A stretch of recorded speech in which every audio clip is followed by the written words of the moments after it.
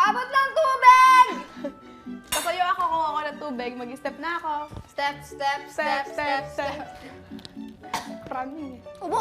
Wow! Lunok. No!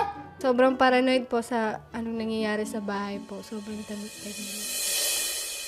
Sina Daniel at Manolo kinausap ni Kuya tungkol sa isang task na may kinalaman sa ika-100 day ng housemate sa loob ng bahay. Dahil espesyal nga ang araw na ito, meron din akong inihandang espesyal dun sa bodega.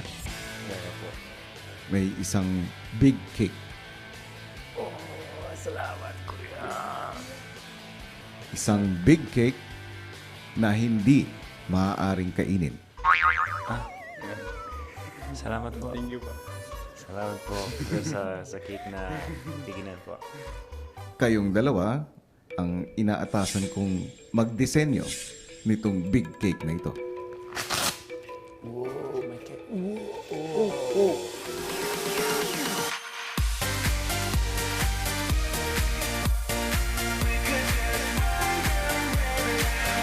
How does it look, bro? Ganda bro, ganda.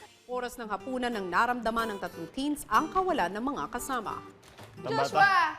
Wala akong alam na luto sa mga yan, ha? Tingin na ka. Natatawa ako, naiwan yung mga tamad. Ba't tamad ba tayo? No? Hindi naman tayo Ito tamad. yung sila hindi lang medyo sila. tumutulong. Kasi paano tayo makakatulong? Sila lagi gusto nila.